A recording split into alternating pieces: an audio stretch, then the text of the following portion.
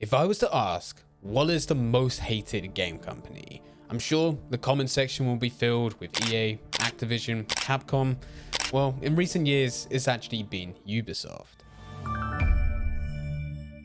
If you've been following along for the last couple of years, you'll know that anything that has come out about Ubisoft, whether or not it's announcements, title releases, or just news of what's happening behind the scenes, not one thing has been positive. They're seen as a game company which has no creativity in their newest IPs, has supposedly one of the worst ever working environments which has spanned across for the last 10 years, and even though in recent years this news has hit the limelight, apparently it still hasn't changed. And of course, we can't forget that they are a game company which, at the minute, aren't really making any games. They've cancelled and delayed more projects than actually published. And all of this has led to their stock plummeting. And even though the stock price itself is not an indication of how profitable the company is, it does show the faith in which investors have within the company, which is hitting new lows that we've just not seen for the last couple of years. All in all, Ubisoft is dying. In the early 2000s and even 2010s, Ubisoft was known for its single-player games. We're talking Ghost Recon, Rayman, Assassin's Creed, Splinter Cell, Prince of Persia: The Sands of Time, Beyond Good and Evil.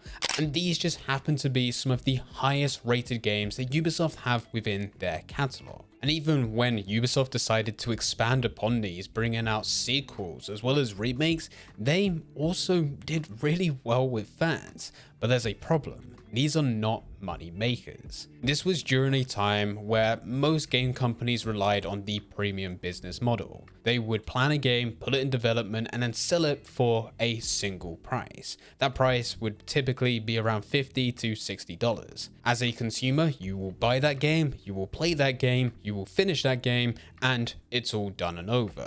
Ubisoft would then work on a sequel where they do the same thing, and in some very rare occasions, they would release DLC, which can also fit under this premium business model. Whilst all of this was happening, the mobile gaming market was really taking off, and they couldn't really use the premium model, not to the degree that other game companies could. No one's going to spend 50 quid on a mobile game, so they either had to list it a lot cheaper and then find other ways to make money, or they would go for the freemium. Freemium meaning that it's entirely free for you to download and play, but there will be other ways within game in which the company can make money, whether that be through ads or microtransactions. And this is where other game companies within the space, EA, Activision, Blizzard, and Rockstar, unlocked the full potential of monetization. What they would do is stick to the premium model. They would sell a game at full price, $50 to $60, but they'll also include multiplayer elements which would also have some of those microtransactions involved. EA would have their infamous game mode of Ultimate Team, where players could buy into FIFA points to buy better players for their team. Activision had weapon skins, and they had different crates where players can buy into to then get better looking weapons. And Rockstar had shark cards. Players would buy into virtual dollars within GTA Online, and you could use that money to buy into businesses or other content. But Ubisoft couldn't really do that. Their single player games didn't really fit that model. And that's when they restructured everything. They took two of their most successful franchises to date, Assassin's Creed and Far Cry, and decided to mix a few things up. They also added Watch Dogs and The Divisions as new titles which they would hope would also be a similar level in success compared to Assassin's Creed and Far Cry. But with all of these, they would now include a marketplace. And even though these games aren't necessarily bad, they're not as highly rated compared to those single player games or what they once were when the series first began. Ubisoft were no longer interested in raising the bar, taking it to new levels, providing new experiences. They wanted to give something generic, they wanted to include microtransactions with it, and they wanted them to be money-making machines. And even though with some of the games that they started to push, they had terrible reviews. Joke's on you because they became big money makers. These started to become the highest earners within Ubisoft's catalog. And if you align release dates with some of the new titles, it fits really well with the increase of their overall stock price. Yet again, showing that investors themselves had faith within the company to make money in the long run, even though they weren't really producing anything that amazing or anything that sat well with the fans. Just look at Assassin's Creed Valhalla. It's not a bad game, it certainly has good moments, but most people say that it is just dragged out way too long. When you ask other creators to put together tier lists of their favorite Assassin's Creeds, Valhalla will maybe sit somewhere in the middle, potentially towards the bottom, depending on what type of player you are. But it's certainly not a top tier game. It certainly does not belong in the same category as Assassin's Creed 2, Assassin's Creed Brotherhood, or Assassin's Creed 4 Black Flag. Yet, Valhalla is the biggest moneymaker out of all of them, bringing in over $1 billion since its release, mainly because of the microtransactions that Ubisoft really pushed into it. And I know what you're thinking. If Assassin's Creed Valhalla, their latest title release at the time of recording this video, ended up being one of the most profitable Assassin's Creed, how are they going to be dying?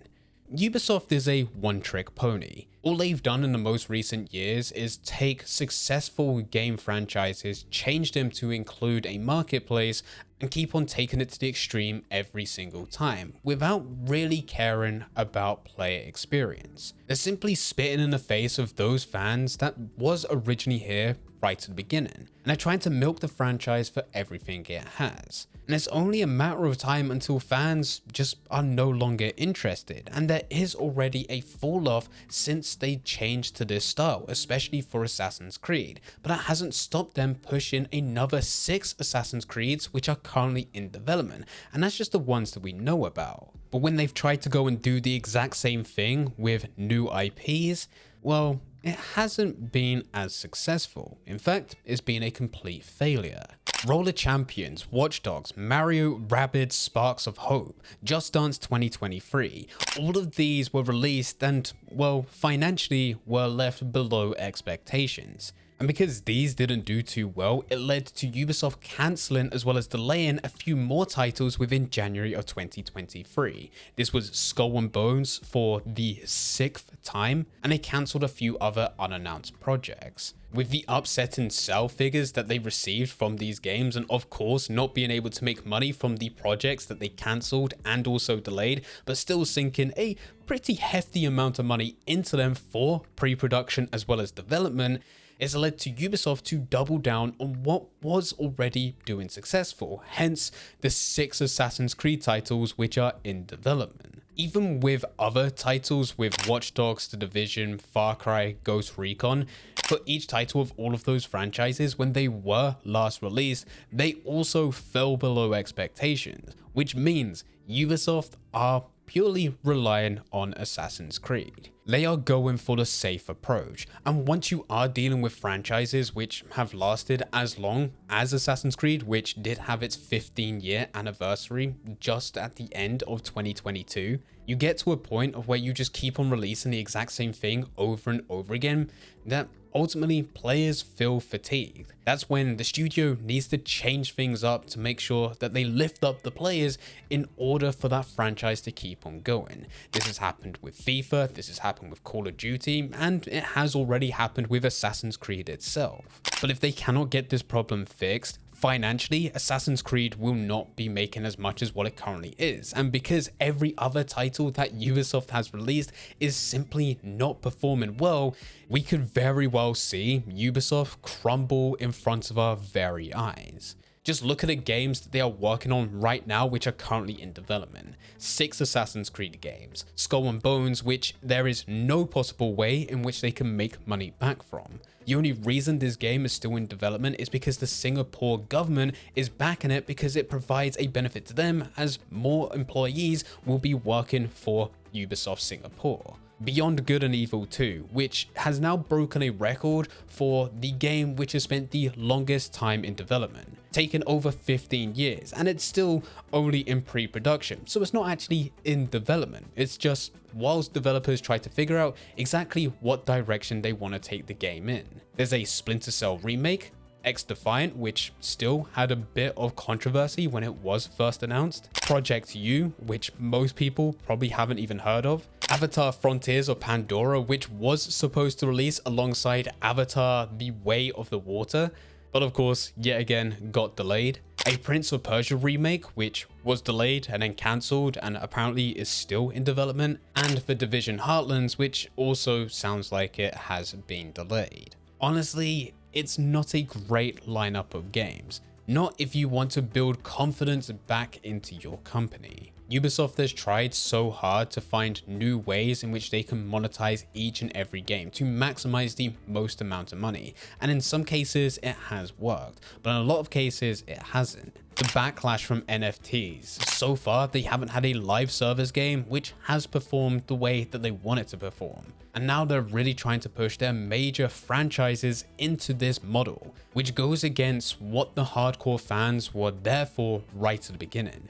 They wanted a single player experience, and now they're not getting that, so those hardcore players will go and find something else. They are certainly not sticking around. And even though Ubisoft are able to make money now from the Assassin's Creed franchise, that may cost them heavily within the future as they have no hardcore fan base to rely on. And they're certainly not going to build a new fan base with any of their other games that they have in development, because their focus is on the current major franchises that they have rather than looking to create new IPs. Right now, Ubisoft is the largest game company which is best at producing okay games. They're literally holding on by the skin of their teeth, which is from their top franchises. Every other project that they've worked on has failed in recent years, their stock market continues to fall, and if what they do see as a safe approach doesn't actually follow through and ends up costing them big time, we are witnessing one of the largest game companies crumble in front of our very own eyes. But with all of this, we just need to wait and see.